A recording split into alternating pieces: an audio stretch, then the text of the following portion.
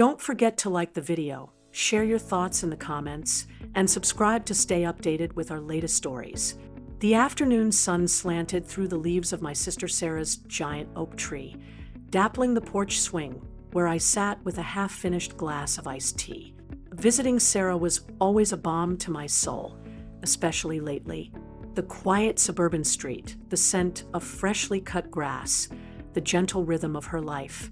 It was a world away from the noise and hurried pace I'd left behind. My divorce was final just 6 months prior, and while I was putting on a brave face, truth was, I felt a bit adrift, like a boat cut loose from its moorings. Sarah, bless her heart, knew exactly when to fuss and when to just let me be. Today was a let me be day, and I was grateful for the solitude, watching the world go by from her wicker throne. That's when I first saw him. He came around the side of the neat, blue house next door, whistling a tune I couldn't quite place. He carried a pair of dusty gardening gloves and a small trowel. He wasn't classically handsome in the way movie stars are, but there was something solid and kind about his face, etched with lines that spoke of laughter and maybe a few worries too. He looked up, saw me sitting there, and his whistling trailed off. He offered a small, neighborly wave. I waved back, a little self-consciously. Sarah had mentioned her neighbor, David, a widower who mostly kept to himself, but was always pleasant. He's a good sort, she'd said. Lost his wife a few years back. Cancer? He throws himself into his garden. He hesitated for a moment at the edge of his lawn, then seemed to make a decision. He walked purposefully across the grass that separated their properties, stopping at the foot of Sarah's porch steps. "Afternoon," he said. His voice was deeper than I expected, warm, with a slight roughness around the edges. "You must be Sarah's sister. Clara, right?" I nodded, surprised he knew my name. "That's me, and you're David." He smiled, a genuine smile that reached his eyes, which were a surprising shade of hazel green, like moss after a rain. "Guilty as charged? Sarah talks about you." He gestured vaguely with the trowel, said you were visiting for a bit. "Just for the week," I replied, tucking a stray strand of hair behind my ear, trying to recharge the batteries. "This is a good place for it," he agreed, glancing around Sarah's peaceful yard. "Quiet, good neighbors?" There was a slight emphasis on the last words, and I wondered if he meant himself or the neighborhood in general. We fell into a comfortable silence for a moment, the kind that doesn't feel awkward, just restful. The air hummed with the sound of distant lawnmowers and the buzz of bees in Sarah's overflowing flower beds. David leaned against the porch railing, crossing his arms. He wasn't imposing, just present. "Anything interesting blooming over here?" he asked, nodding towards a particularly vibrant patch of peonies. "Sarah's got the magic touch." "She does," I agreed. "Mine always seem to sulk, no matter what I do." He chuckled, a low, pleasant sound. "They can be temperamental, like people, sometimes." He looked directly at me then, and there was an understanding in his gaze that felt unexpectedly intimate. It wasn't flirtatious, not exactly, but it was seeing, like he wasn't just looking at Sarah's sister on the porch, but at me. It flustered me, slightly. I took a sip of my tea, the ice cubes clinking against the glass. "So," I said, searching for something neutral, "gardening keeps you busy?" He nodded, his gaze drifting towards his own meticulous flower beds bordering the fence. "It does. Gets me out of my head. Something about digging in the dirt, watching things grow. It grounds you." I understood that feeling completely. My own small apartment balcony garden was my sanctuary, though nowhere near as impressive as his or Sarah's. "I get that," I murmured. "There's a satisfaction in nurturing something." He looked back at me, that thoughtful expression returning. "Exactly. You put something in, you care for it, and most times you get something beautiful back. Not always, but often enough. Was he just talking about flowers? It felt like more. Like he was sharing a small piece of his philosophy, his way of coping. Just then, Sarah's screen door creaked open, and she bustled out, wiping her hands on her apron. "David, I thought I heard voices. Stealing my sister already?" she teased, smiling warmly at him. "Just saying hello," David replied easily, straightening up from the railing. "Admiring your peonies." "Oh, they're putting on a show this year, aren't they?" Sarah beamed. "Clara, you should see David's roses. They're prize winners, truly." David waved a dismissive hand, a faint blush creeping up his neck. Sarah exaggerates. "I do not," Sarah insisted. "Listen, I was just about to put the kettle on again. David, fancy a proper cup of tea? Not this iced stuff Clara's nursing." He glanced at me, then back at Sarah. "Well, I wouldn't want to intrude." "Nonsense," Sarah declared, holding the door open wider. "Come on in. Clara needs the company, even if she won't admit it." I shot Sarah a look, half annoyed, half amused, but David just chuckled again. "All right then," he said, wiping his boots carefully on the mat before stepping inside. "Lead the way."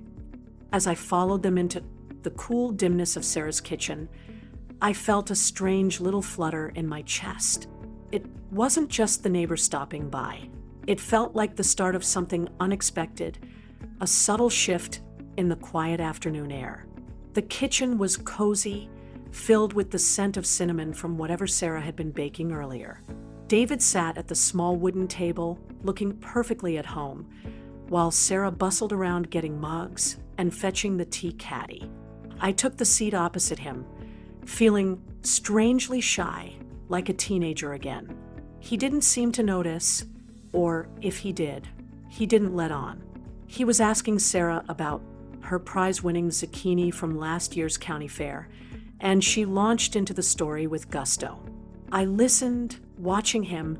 He was a good listener, attentive, asking questions in the right places, his gaze never leaving Sarah's face as she spoke.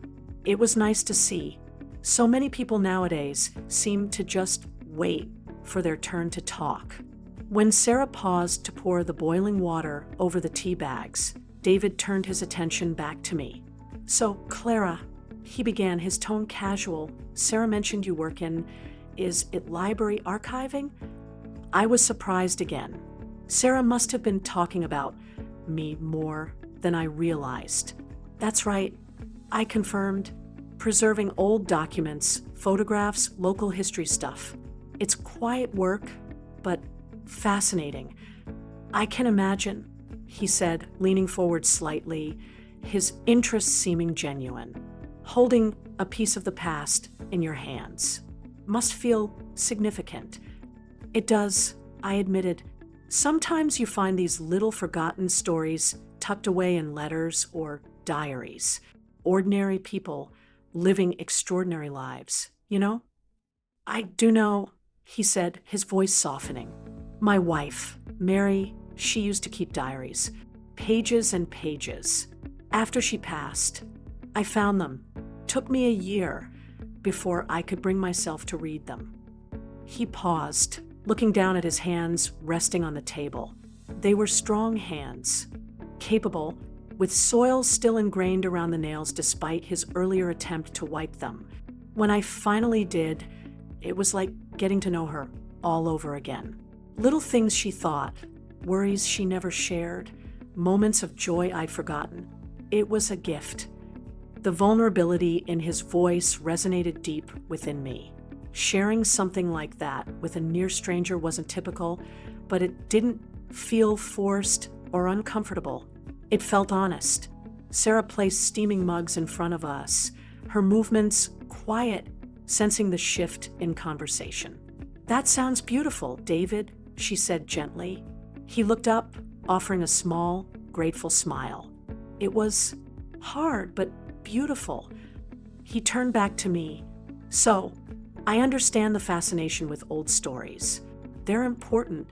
They remind us who we are, where we came from. We talked then, easily, comfortably, about books we'd read, places we'd traveled or dreamt of traveling to. He'd spent time in the Navy years ago, seen parts of the world I'd only read about. I talked about my work, the peculiar satisfaction of carefully piecing together a fragmented letter or identifying faces in a century-old photograph. Sarah mostly listened, sipping her tea, occasionally adding a comment or anecdote, but largely letting the conversation flow between David and me. It struck me how different this felt from the conversations I'd grown used to. There were no pretenses, no attempts to impress. It was just connection, discovering shared interests, understanding different perspectives. He had a dry sense of humor that surfaced unexpectedly, making me laugh out loud more than once. He asked about my life, not invasively, but with genuine curiosity. I found myself telling him about the city, about feeling disconnected sometimes, about the strange sense of being untethered since the divorce, things I hadn't even fully articulated to Sarah.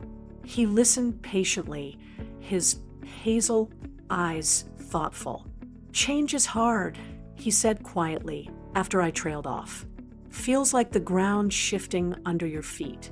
But sometimes it shifts you onto more solid ground.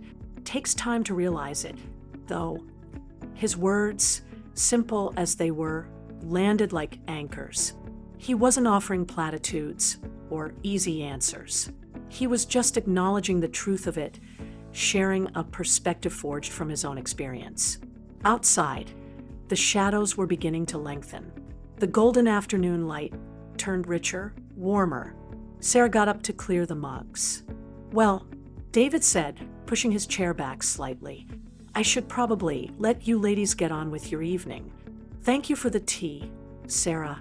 And Clara," he looked at me, "it was really nice talking to you." "You too, David," I said, and I meant it. There was a sincerity in the exchange that felt rare.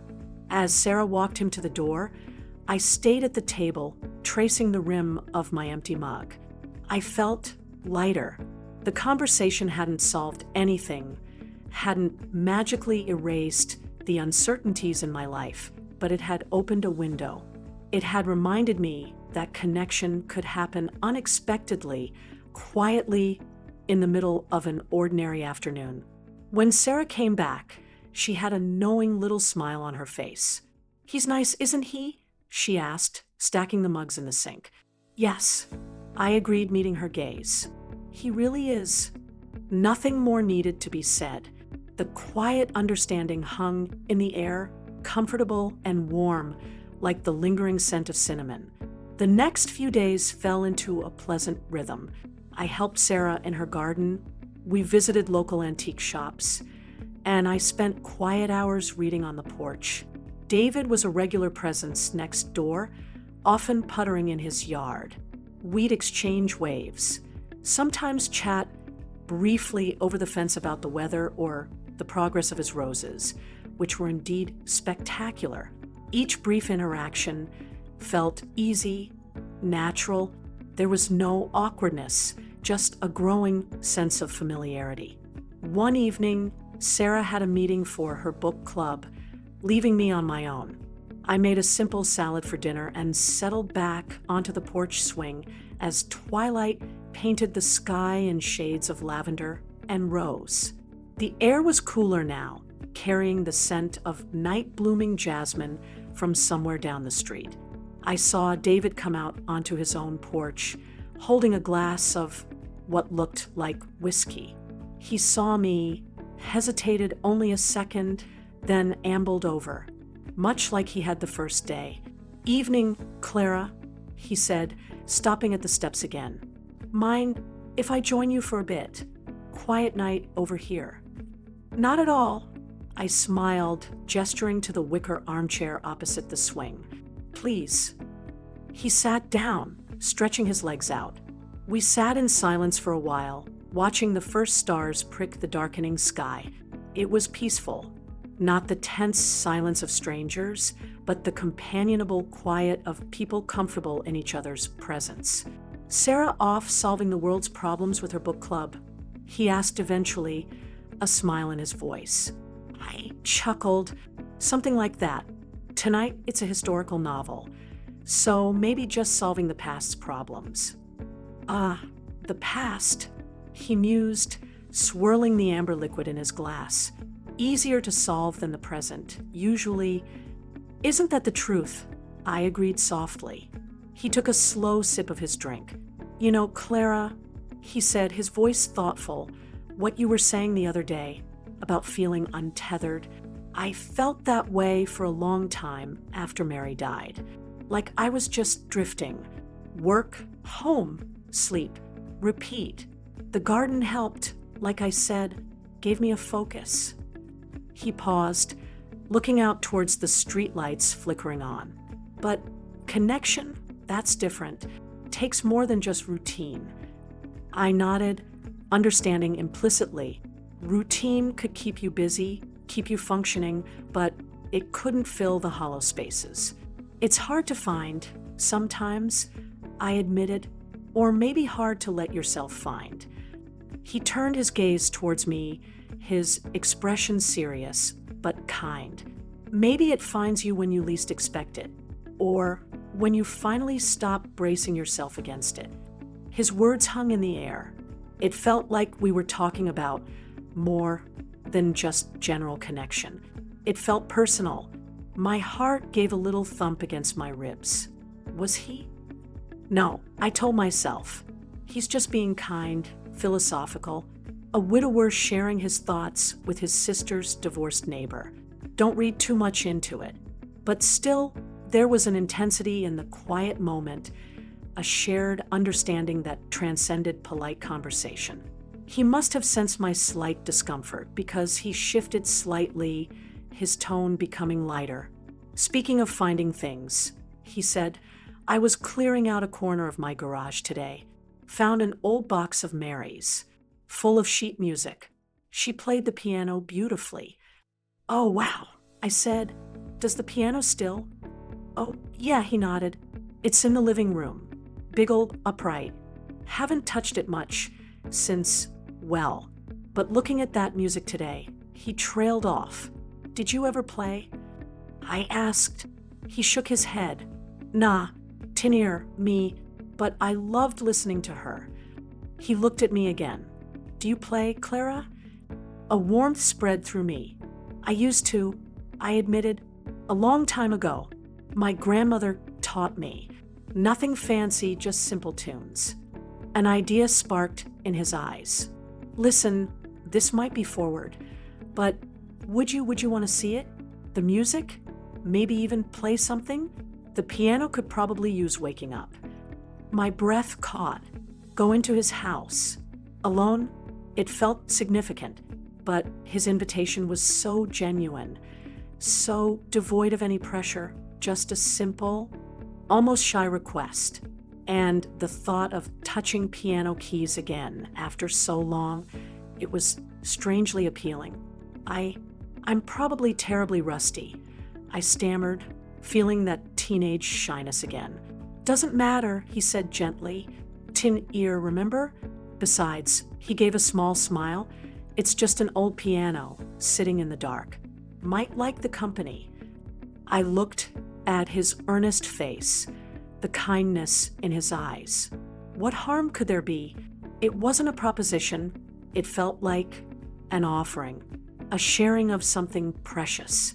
"Okay, David," I said, my voice barely above a whisper.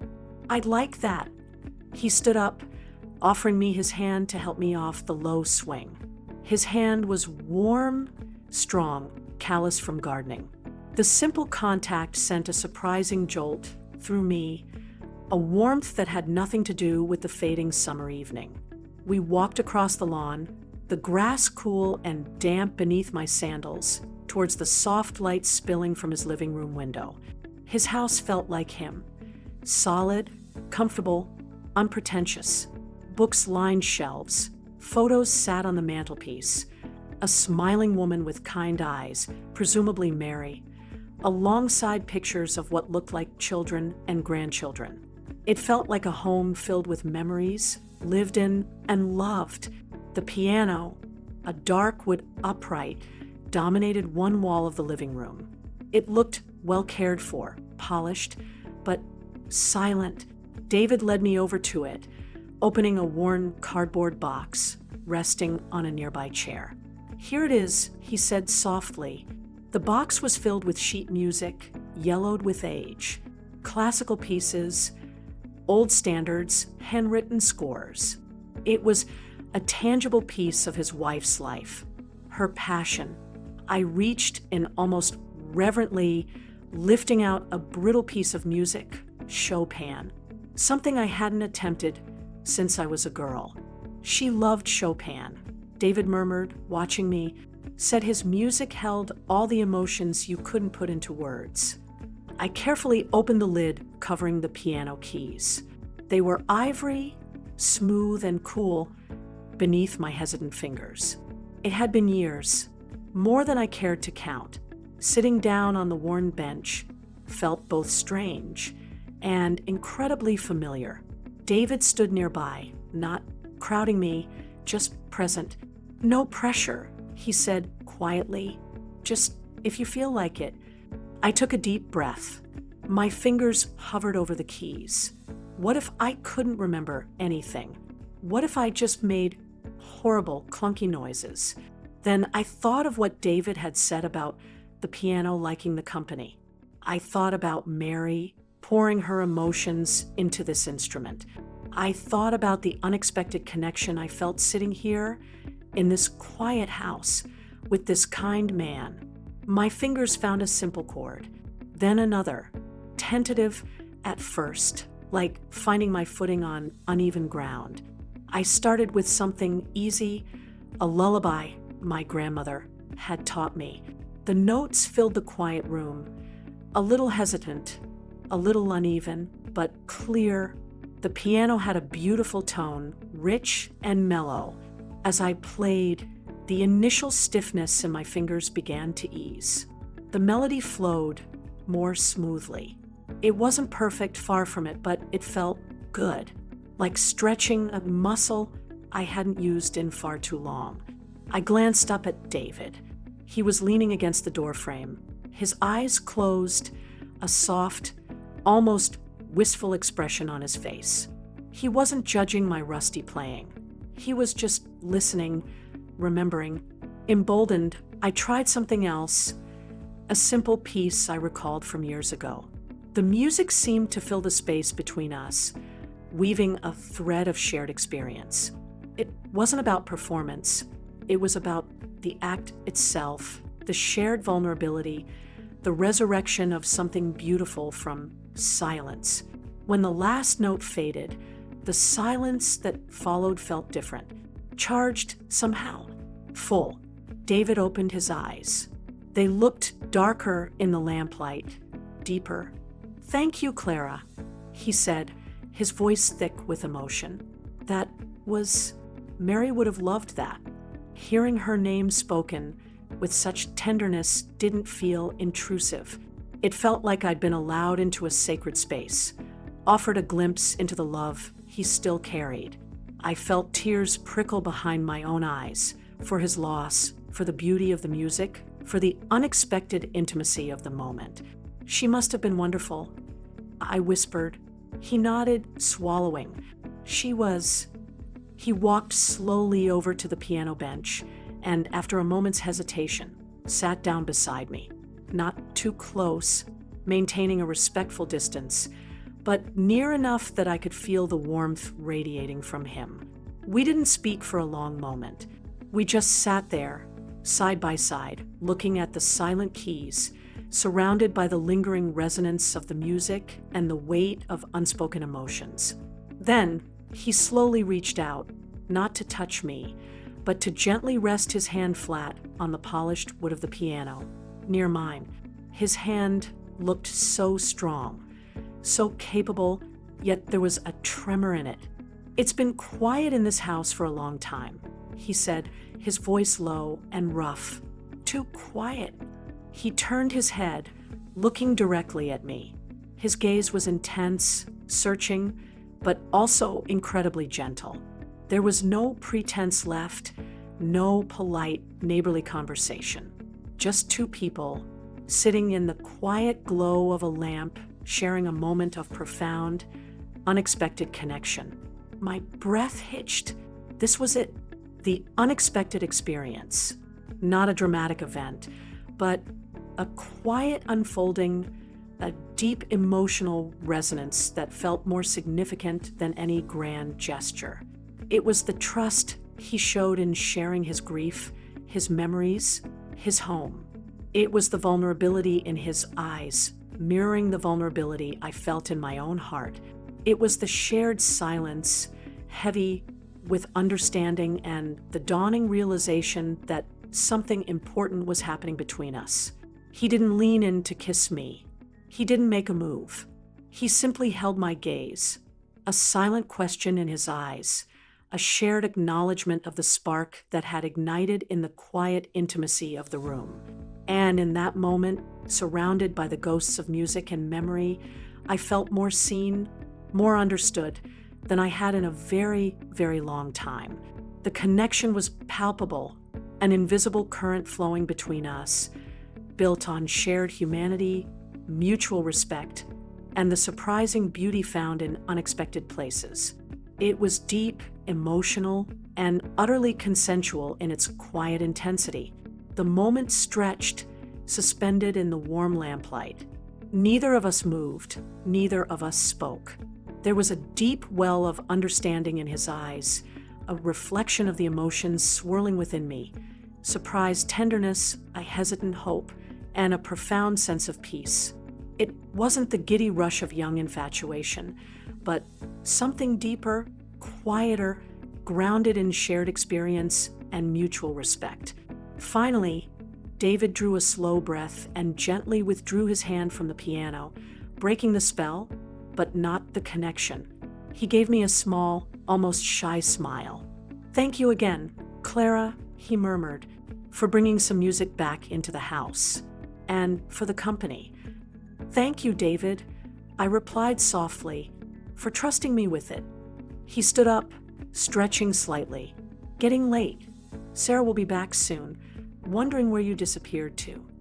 He walked me to the door, the comfortable silence returning.